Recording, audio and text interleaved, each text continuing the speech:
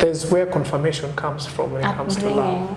Upbringing. If there's no love in upbringing, there's no way this man is going to transfer love that he was not given. Love is shared. And I share love ikitoka wapi. So he knows that because I've been told I don't have a job, I don't have this, I'm not stable, I'm not this kind of person. So I have 1 week to lie to this woman so that I can get whatever I want and go away.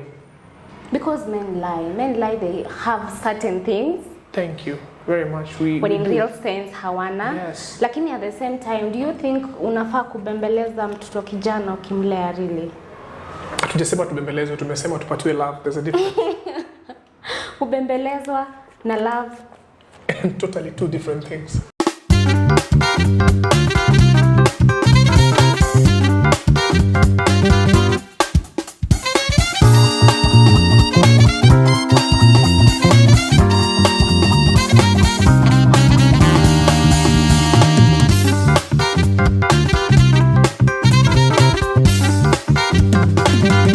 Welcome to Unfold, where we see with a different eye and of course visualize with a colorful mind.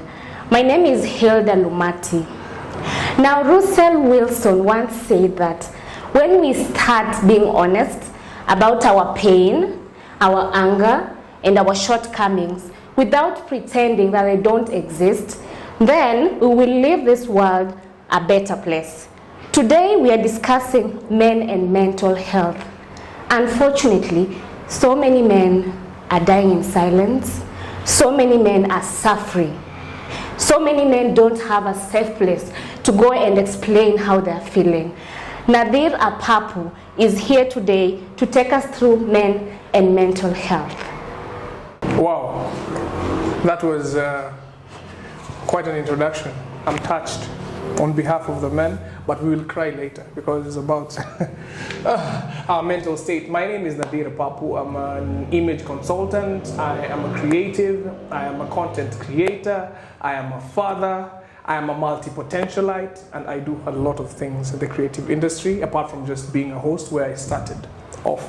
And thank you very much for Hildah for bringing me here and to speak about men and their mental health, because it's one of the biggest topics that we have right now in the world, not only in Kenya, and men are suffering in silence.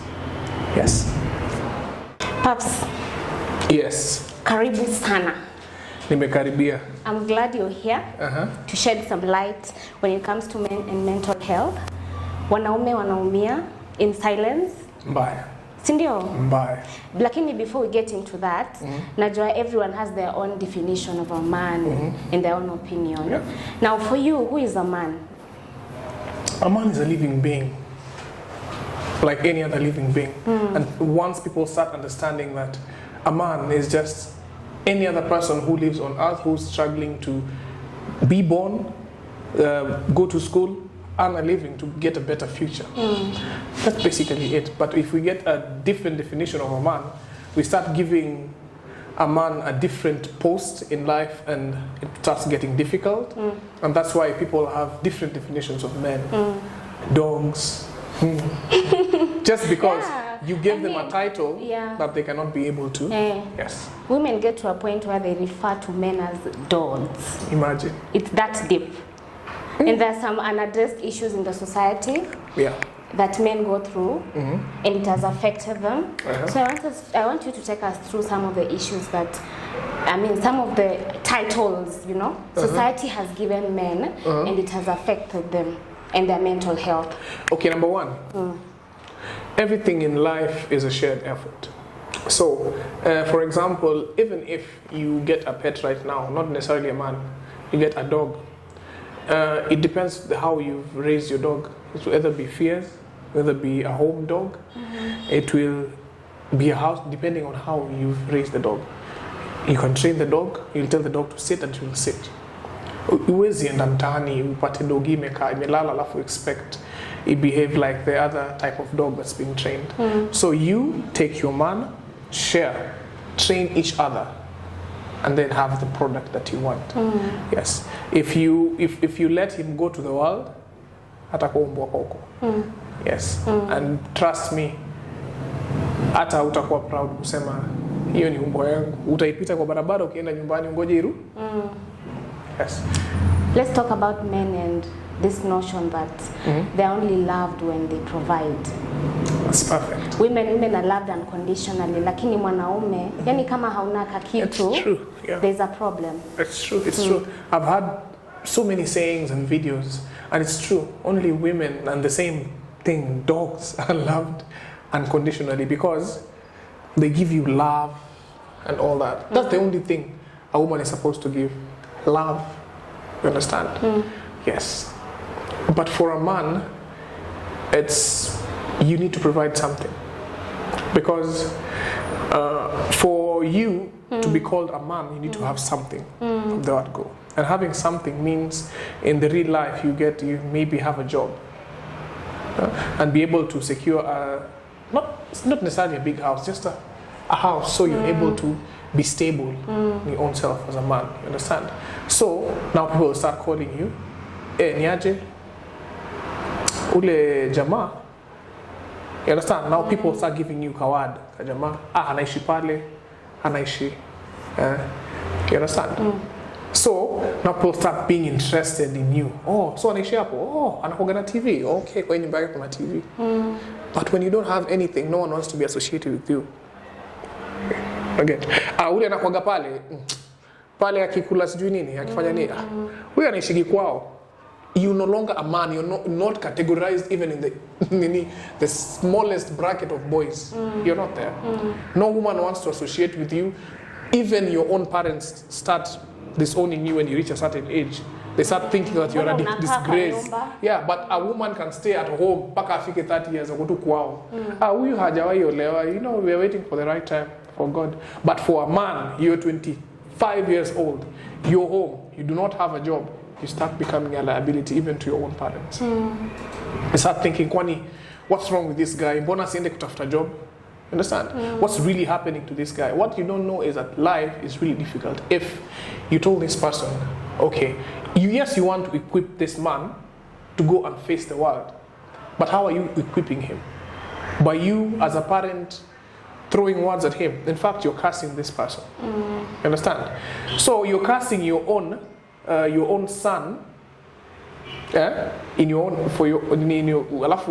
at your own expense, because you're the first person who's supposed to cast blessings to this person. My son is done with school. We are hoping for the best, atapata a job. But huyu mtoto tangu amalize shule, you're the first person as a parent before ataende apate wife and all that. This person doesn't do anything, and anaenda tu anakaa pale na rafiki zake. This is what this person does. This is what this person does. This is what this person does. So what you're doing, you're cursing your own blood, and then this man goes out there thinking that I am not loved at home. So you've already showed this person that even my own parents don't love me. Do you think this person will show love to any other person? Even if a woman tells this person, hey, niaje, I love you. There's where confirmation comes from when it comes to love. Upbringing. If there's no love in upbringing, there's no way this man is going to transfer love that he was not given. Love was shared. And share love ikitoka wapi? So he knows that because I've been told I don't have a job, I don't have this, I'm not stable, I'm not this kind of person. So I have 1 week to lie to this woman so that I can get whatever I want and go away.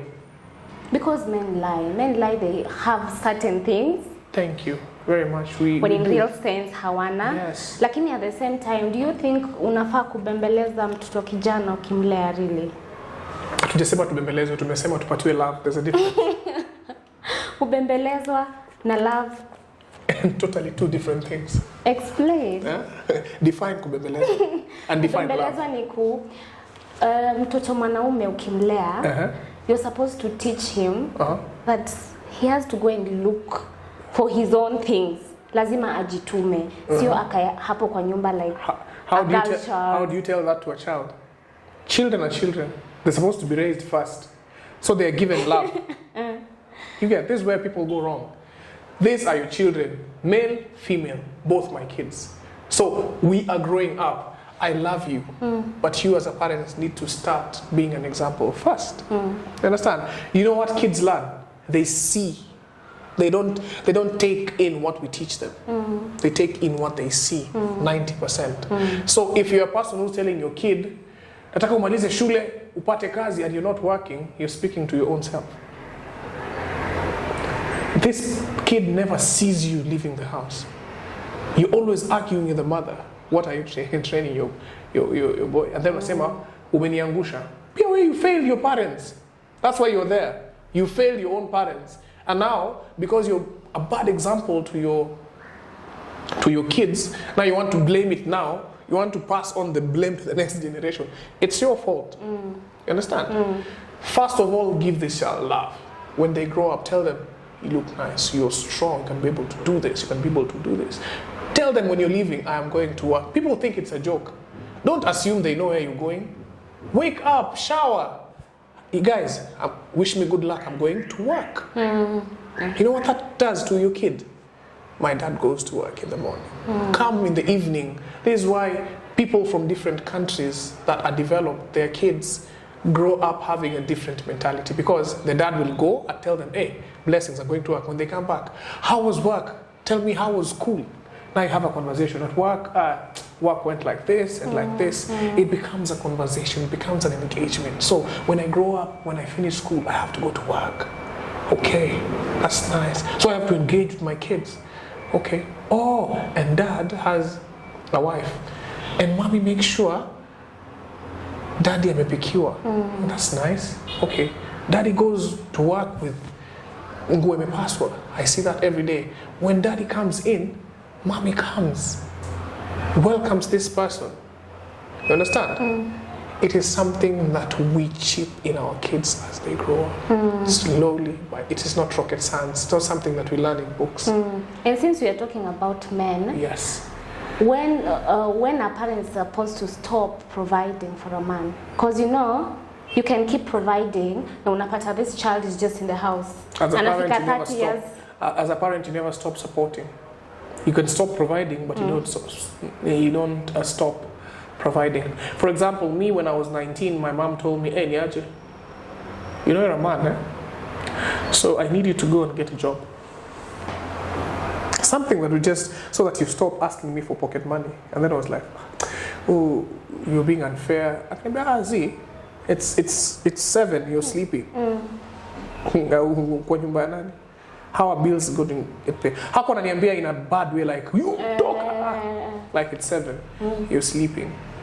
Yeah? I just want you to wake up, go outside, just see what's happening, and then come back. Ukitoka nje, you know what you see? What one end a job?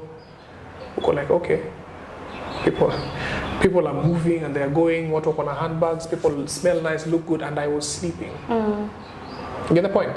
Then you come back and I have you seen? Okay, go back to sleep. So it's a choice you make. So this person has told you, I am not chasing you away. I'm just showing you the way of life. You have to go and look for something like the rest of the people. People are going to industrial area to look for something, to come back and feed their families and stuff. And you're there, you're sleeping, and you have an ID card. It is not fair. And we're not from a family that has money. So we cannot provide for you. You have to get something to do so that we can be able to provide for your sisters as they grow up. So for you, we are done. We took you to school. So do something. We didn't have, but we did something. So you also do something. You get? So, ikafika place, nikaanza kufeel ni kama I'm stuffed. Alikuwa ananiambia vizuri, like, what have you done the whole day? And you're proud of yourself. Okay. So, ange scream, I could think maybe she didn't want me or what, but alikuwa anaweka some logic in me, like, hey, Niaje, today we're eating nyama. Nisaidie kupeleka vitu kwa meza. What have you done the whole day? Nilienda kwa kina nani, I went to my friend's place, I did this, we played cards, we did this. Okay, it's okay. What does your friend do? Okay. Anaishi kwao pia. So your other friends are working. Okay. And you guys are comfortable just sitting at home and doing this?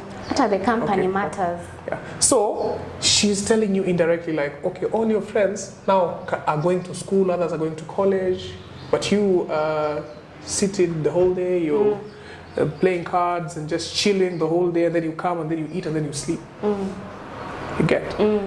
That's a lesson. So by the time I was leaving, akaniambia, don't be afraid. You can always come back. Go and start. Ukishindwa, just tell me umeshindwa. I'm your mother. Come back home. Understand? So unaenda hapo unaanza kujikaza, you go look for a job, you get something, and I don't want you to buy anything in the house. Try and get some savings. Have something in your pocket. Pole pole, that's how you start raising and building this person. Like, mwambie as a man, usikose kitu kwa mfuko. Kuna wanaume wamereiziwa na hiyo ukali. Na wanasemanga that ukali imefanya waka. But it depends with how that ukali is being driven. Because it can mess your mental health. It can mess your mental health. Yes. Because people are different. Kuna mtu utamwambia na ukali but atachukua point. Kuna mtu utamwambia na ukali ajiingize kwa a small box like, do these people really want me in this place? But, so and people even end up having suicidal thoughts. A lot. I've had two. I think I told you even this. I have two friends who've just killed themselves because of mental problems. Because people don't understand that these people are going through a lot. You understand? Because even as women, we affect, well, as you guys as women, you affect men very badly. You need to also learn to say thank you for the smallest thing. Rapata, this person has come back with a bottle of water.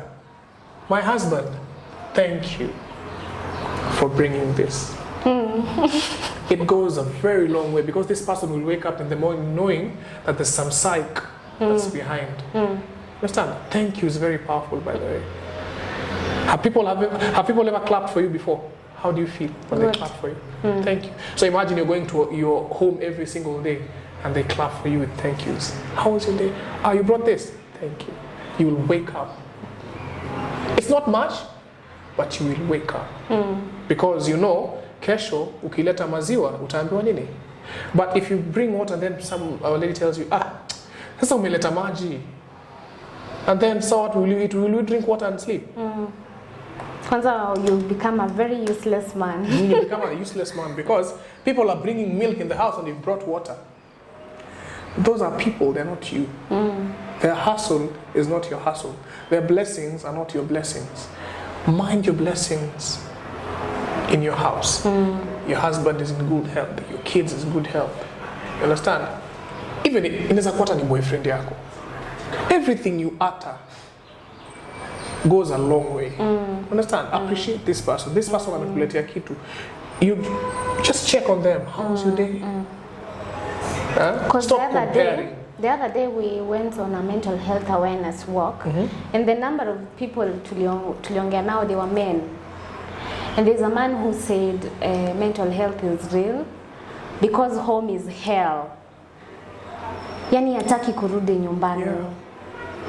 What's wrong with women? Like, what are women making you people? Women are ungrateful, that's the problem. Women are not bad people, they're just ungrateful creatures, there's a difference. And we have very, very few women. Akina Caroline Mutoko tell you guys every single time. Stop looking for something that's already ready-made. Build yours from scratch. You'll appreciate every single bit of the journey. You understand? And that's why women go wrong. They go, have discussions, mini discussions with other women, and then they start frustrating men, and then they call them dogs, and then they do. You know, men are perceived to be strong people. Men are very vulnerable people because number one, the reason why we hop, sometimes we even hop from woman to woman, is because we're looking for comfort. And maybe you guys are offering something different. Have you guys ever asked yourself that? Oh, really? Do you talk to them apart from just doing what you do? Apart from asking, apart from doing this? Have you taken time just to say, okay, why is this person doing this? So today I'm not going to fight with him. I'm going to talk to him like, who does he think he is? And I have to sit down with this man and tell him, ask him. So why have you done this? So how has it helped you? Why do you think doing this? Sometimes you don't need to fight to get a solution. You understand? You don't need to fight. Just ask. Okay, you're being unfair. I've given you all the love you need. I've provided you with everything that a woman can provide you with.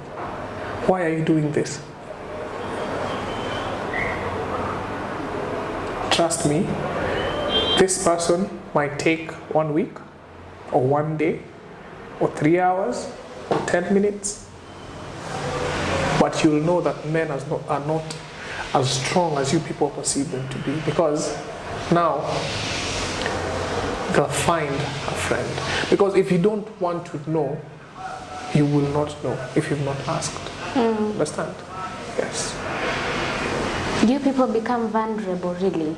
Like, it's very difficult to find a man just opening up. Ama it's because we don't create space? It's because you don't give them time. You don't give men time. By giving them time, you stop talking about yourself for once. And ask them how their day was. And just want to know what happened every single bit of the day. And why yesterday he was moody. And why the day before something happened. Just ask about them. Stop saying what you think and stop talking about yourself for 1 day. Just 1 day. And try to know, how is work? Do you even like your boss? Do you even like... These things affect these people so much. Understand? How is your financial situation? How do we find our relationship? What don't I do? Just talk to the man. Just like Sema leo is not about me. Let me just know. Nitakuja tu mse form yake ni gani leo. Trust me, atakwambia lines 2 ama 3, and if you do that even once a week, you'll understand why other people are going to the aisle and getting married, and why your relationship is messed up. You get? Kuna watu wanashindanga wakisema men are bad. Every single Friday and Saturday, people are getting married every day, and people are saying my man is the best. What's wrong with your taste? What is wrong with your taste? If every single day people are getting married, and every single day of your life you're waking up with the negative energy that all men are this type of thing that you think they are. Understand? It means you've also not sat down and thought about you yourself. Sometimes most women are just holding a lot of hate that is not meant to take to the next level. For example, even God, let me put it like this. You have a lot of things in your hands. Understand? All this in hate, nachukia Alvin, nachukia Hildah, nachukia nani, nachukia umezishika hivi. Understand? About every hate that you have about men. So every time, even if you throw something here, do you think kuachilia easy? You know I can't catch whatever you're throwing. Itanigonga wapi? So every time God throws something at you, like, hey, chukua a blessing, this man is good. Chukua. Since umeshika nini zote, inakugonga tu, alafu unasema all men. No, just let go of who played you when you're 16 years, who talked to you wrongly when you're 18 years. Just let it go, because you are 18 and now you're 21 or 24. It is past tense. When you wake up, it is a clean slate. Say, God, I've woken up. People are driving Mercedes Benzes. People are driving Range Rovers. It's a new day for me. Give me a second chance in everything. God will give you a second chance in a month, second chance in a relationship, a second chance in life. You will not lack, because you are not holding your past as you go. So that's a man I'm talking about. So if you as a woman give your man that chance to be there, stop thinking about what he did last week. Stop thinking about what he did that last year, and you're 5 years. Imagine you got 5 years in relationship. Now say it is 5 years ago. It was 2018, now it's 2021 or 2022. Why do we not focus? In fact, at a fair, gari si same. You understand? It's not the same rent you are paying, you unalipa saa hiyo. You understand? Kama ni job, you're not in the same place, umesha learn job nini. Clean slate. You understand? Hata nguo ulikuwa unavaa 2018, sasa ukivaa utaka ni kama wewe ni wa kitambo. You get? So why are you TBT in your present life? That's the problem we do. Your parents are TBTing, ama they are trying to see mtoto wa nani amegraduate, ameenda kufanya kazi US. Mtoto wangu nao kwa nyumbani ana. You're comparing a man to another man. It doesn't matter even if you're the mom. So, and the reason why this thing breaks men so badly is because it goes in, and because men are perceived to be strong, so we act strong. Like, sawa. One day to make. Sawa, tunajua sewa nipendi lakini mimi nitamake.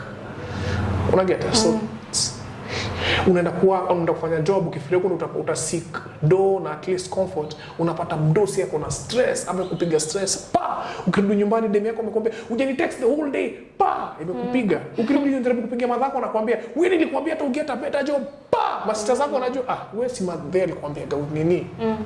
So, uko in your own world of what am I doing? What am I doing wrong? No one is talking to you, and you cannot cry because you're perceived to be a man. Because if you cry, people look at you as a boy. Imagine kale ule boy ulia. So sad. Ati kwani chali yako analialianga tu. Achana na mwanaume analialia nini? It's sad. Now what is with this pressure that hits you people to the point where unfortunately you find marriages, people have domestic violence issues? Kwa nini? Nimekwambia, that's the TBT of your life being pressed to the present life. You understand? First of all, I'm going to say this in confidence. I know men will hate me for this, but first of all, I know I'm here to defend you, but I'll say this confidently because it's supposed to be done. When you are in a marriage, it is a working progress.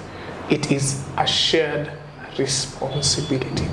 I'm saying this so that women know this before I get to the violent part. Yes. It is a shared responsibility. And if your man does not get today, umepata. So kama hajapata na hujapata, please don't complain because hata hujaleta. Because right now we're in an era whereby women think they are better than men, or we think we're the same. Please act like that. He has not paid the rent. Can you pay the rent, please? We are the same. You get? Hajalipa hajakam na unga so ulete. Why are you fighting this person? And if we are the same, why is it so hard for you as a woman to do the same things he's doing for you? And you claim to be in love. You understand? Ulilipa nyumba miezi 3, it becomes a problem. You go start telling your friends, me imagine I'm the one who pays that house. Imagine when he was working, he was paying. Squeeze kwa nyumba, relax. When you were seated in the house, he was paying. He did not go and tell every friend, understand? Yes. If we want to be equal in the society, let us behave like that, please. Toka ni toke. Rudi nayo ni rudi nayo. Umeleta gani? Mimi nimeleta gani? Let's compare notes. Stop saying, wewe ukupata ni sikupata, you love me. Now tomorrow we try again. Mimi nimeleta hii babe. Let's pay rent. Let's buy food. Tomorrow let's tutoke twende. Give him psych. You understand? This man, you frustrate this man. Maybe say amezoea kutoka analeta, kutoka analeta, kutoka analeta. And then one day maybe wewe ulishaza, maybe kuna time. Now you want to go out and start looking for money. You go there, see different faces, see different men, see the world, and then you want to start comparing. And then you come back to the house. This man was frustrated, but this man has never showed you because it is hard for him to do it alone. Understand? But because he knows he has to be this man, he will come, he will bring, and then he will psych himself, and then tomorrow he'll go, wake up, leave you guys to sleep on Benyaje. I love you guys. Go. Tafuta, later. But because umetoka nje siku 2-3, now you start comparing, and then you start having issues in the house. You start comparing, you start doing this. So other people react differently.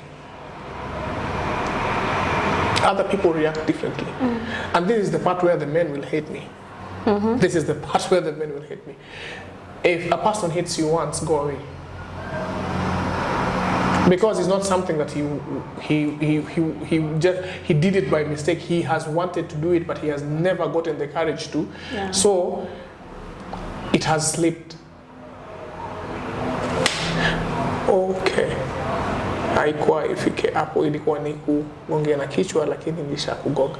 So if you don't react to that, you know what happens? Becomes okay. Sinilipiga na sialibaki. Yes, you're frustrated, but it is not supposed to generate into physical. You get? So you are supposed to respond. Understand? Let him think about what he's done. Make it very clear that that was not okay. I know we have 20 kids together and you think there's no man who will love me, but please, for your own mental sanity, your own space, and for saving your marriage, sometimes it's better to just give this person space. And let this person feel that, hey, next time if I do this, this person won't ever come back. Because this person went for a month. Wait. Understand? Akitoka job anapata vyombo zinamwangalia. Okay. I'm supposed to cook now. Okay. I'm supposed to do this. Okay. Weekends of akonda dunda watoto wote wamekiwa hapo. Shared responsibility. The only difference that you hit me, so you have half the week you stay with the kids, half the week I stay with the kids. We are both working. Equal responsibility.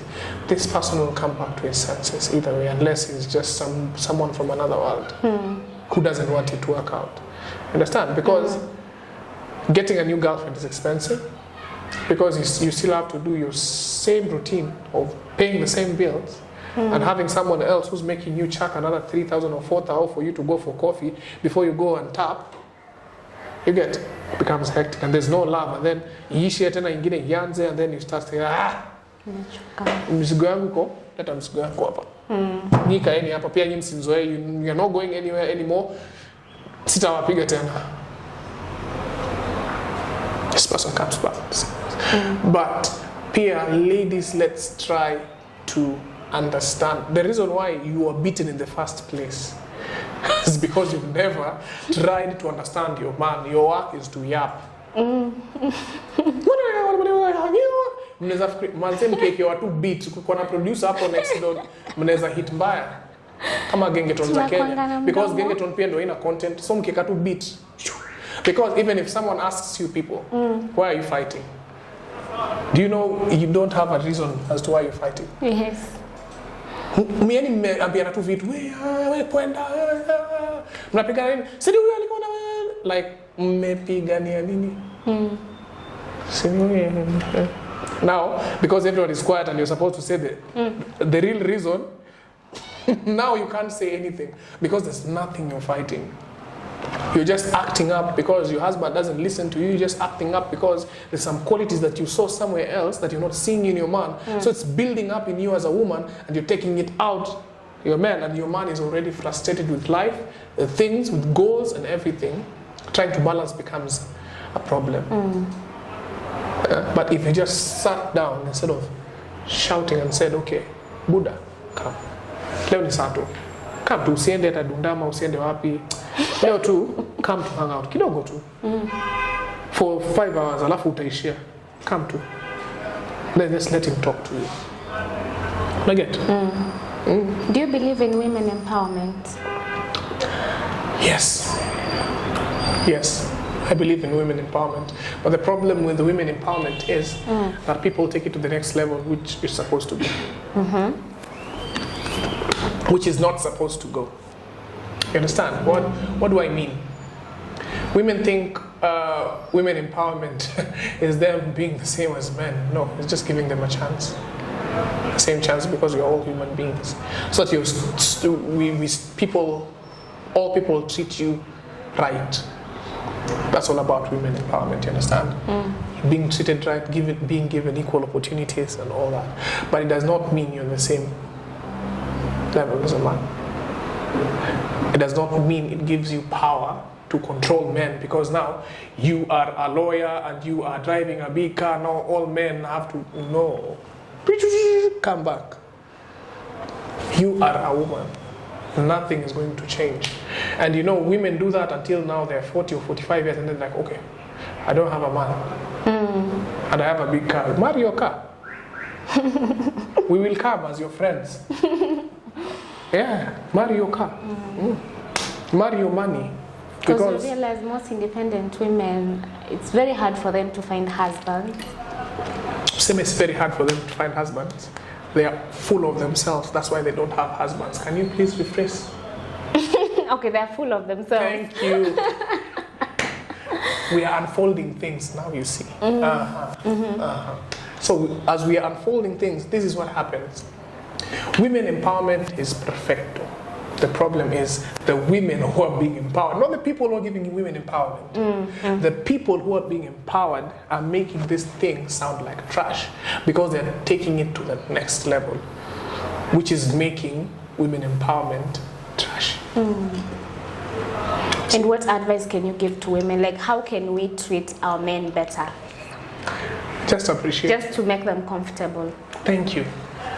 For you, for example, let me talk all the people who are here with cameras and all that. When they come home, they want to find a warm home. How was your day?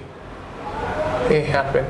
Not the first thing that happens. Niaje, token imeisha. Niaje, uko kwa mlango hata hujatoa viatu. Token imeisha. Alafu unajua saa ule mse wa takataka alikuwa anataka do. Alafu unajua mama nani Niaje, how was your day? Understand? There's a cup of tea, ama there's water, ama there's chill. Watu hivi wameshinda hivi, this is what happened, this is what happened. How was your day? Okay, that's nice. Okay, alafu nilikuwa naona kama token, you've asked for token after 20 minutes. But this person has already felt that, well, nilikuwa nimechoka. I'm home, I've been given water. Kids have said hi. Understand? And then you're like, okay, I've hugged my kids, okay. Oh, token ilikuwa imeisha. Mlikuwa mnawacha cartoon ama nini? Token ikaisha. Okay, sawa. Now you can speak because umeshaka, umerelax. They've asked you how your day was. Umetoa viatu, umechange. They've hugged you, they've shown you love. You understand? So we should know how to deliver and appreciate our men. Yes. Only that. See rocket science. We've not told you to go and get jobs and buy us jets so that we stop being mentally disturbed. No. The only thing that kills men emotionally when it comes to parents and whoever is raising us and whoever we are dating is a lack of appreciation and very bad delivery when it comes to message. Only that. Men are human beings. They are going through same situation everyone is going out there. Unapata? And for a man, it is different because it's either you make it or you make it. Hakunaga hapo. No one atakubembeleza kuambia now because baba una hii nyumba usilipe because you're a man and you will pay, you will look for a job, but we need to get the deliveries right. Raise your son, mwambie najua ni hard, nini but go. Mimi nilikuwa nilienda, narudi. Natoka naenda kwa bedsitter yangu mahali nakaa, na nilipa rent miezi 2 ya 3 nashindwa kulipa, narudi. My mama ananicheka ananiambia, ulifungiwa hao? Kama. Relax. Nakwambia inafanyika. Tulia, hapa ni home. Kitanda yako ndio hivi. Dose. Lakini kesho amka utatafute job ingine. Ukatafute do. Si unaona umefungiwa? Si unaona umenini? Go. You know what happens? Ulikosa ukakuwa mahali pa kwenda zamani. You had somewhere to go. You went home and then you were hugged. Na ukaambiwa ni aje? I know, it happens. Chill. Umekula. Eat. Kesho, go and look for something else different. Understand? Unaenda unatafuta ukipata kuna time madam alikuwa anangoja natafuta kama wiki moja natafuta na gala na anasema hey, why you not gotten anything? Na mwambie hey, manze nimeraise nusu mi I think nimetoka kwambia hapana. Niko na nusu. Take, but it's a loan. It's a loan. Irudishie pesa yangu at the end of that. Yes. You see, now emotionally you're not disturbed because you know there's somewhere you can run to.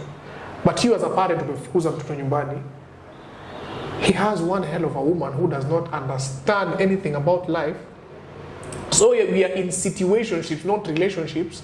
We are all about arguing about things don't make sense. Tuna confuse watoto wale tuko nao kwa nyumba. They don't understand life. Yani hata ukiuliza mtoto nini inaendelea home, umwambie kuandikia composition, manzi anaweza pata hiyo 40 out of 40. Because mtu yeye anaweza andika series. What we forget is that whatever we speak against each other, we are cursing each other as a couple. Number one. So if we're cursing each other, you know, a woman's prayer is powerful. So if you don't pray for your man will not make it. So you'll continue cursing him and cursing him and cursing him and praying for yourself.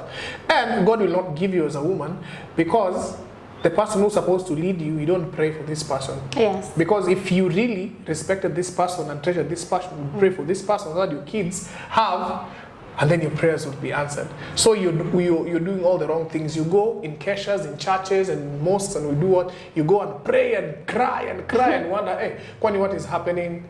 Mama, you're not grateful.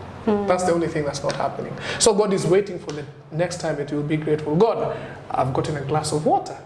Thank you. Anakwambia, okay, tumpe chai. We unfold the glass nini ya chai. You see what happens? So, your blessings reveal themselves, veil themselves. Ipo pole pole. Hakuna kitu itawahi ongezeka bila ku appreciate uliko nayo.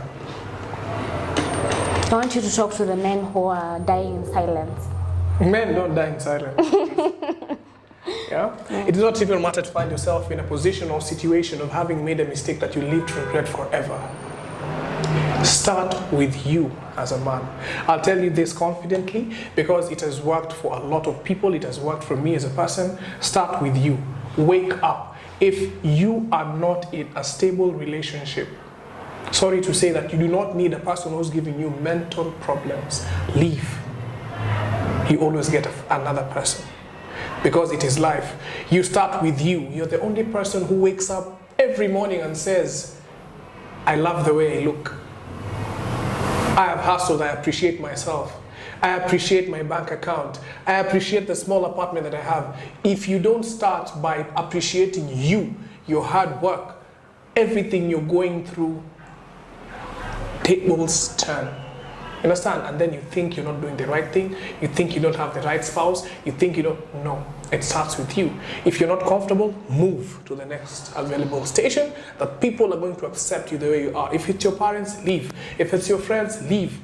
There's always another chance, because as long as you're in a good mental state, you can be a better version of a man. And that's what women need. But they're complicating everything. Yes. Thank you for coming, Paps. Yes. That was very powerful. Thank you for helping the men understand that their mental health is very important, and whatever they're going through, they should be able to speak out. It's just that I don't think they find a safe place to speak, but I think it starts with home. Yeah, it starts with home. Home. You should be able to speak to your marriage partner. You should be able to confide in them and tell them, you know what, I had a rough day, but this is how I'm feeling. So men should be willing to talk, not just cry in the inside. Wajiweke too. You know, even when you go to school, if you're not given a chance to speak in class, you can speak because the teacher is speaking. So that environment needs to be created for a man to open up. The teacher needs to say, who has a question in this class? And then you raise up your hand. But in a house, your woman becomes the teacher. She wants to tell you, chumvi hakuna, nini hakuna, nini hakuna, nini hakuna, huyu mtoto anatoka makamasi, huyu hana school fees, huyu hana nini, huyu hana nini, huyu hana nini, haukunishika jana, last week nilikuwa the last time uliniangalia, haujainiambia unanipenda. So if this teacher teaches and tells you one day, do you have a question? We are waiting for that day every single day, and we don't get that day. And then they wonder why we fail our exams. Because maybe we could have just asked you, can you repeat the same statement you said? But you never repeated because you never gave us the chance to imagine. Asante sana. Tumeshukuru. Hata mimi nimeshukuru. You know, for me I can speak over and over. Naweza ongea mpaka kesho because of men and issues and women and all that, because I have a passion to try and make a better tomorrow. Because it's all about everything in life. The only thing I've learned, and this is the last thing I'll say, is when you become a problem solver, everything in your life changes. Understand? Yes. So if your day-to-day life is not solving anything, wonder why your bank account is not big. Start wondering why you don't have friends, why you don't have even enemies. No one wants to be with people who don't solve problems. Why should people hate on you? You have nothing to be hated for.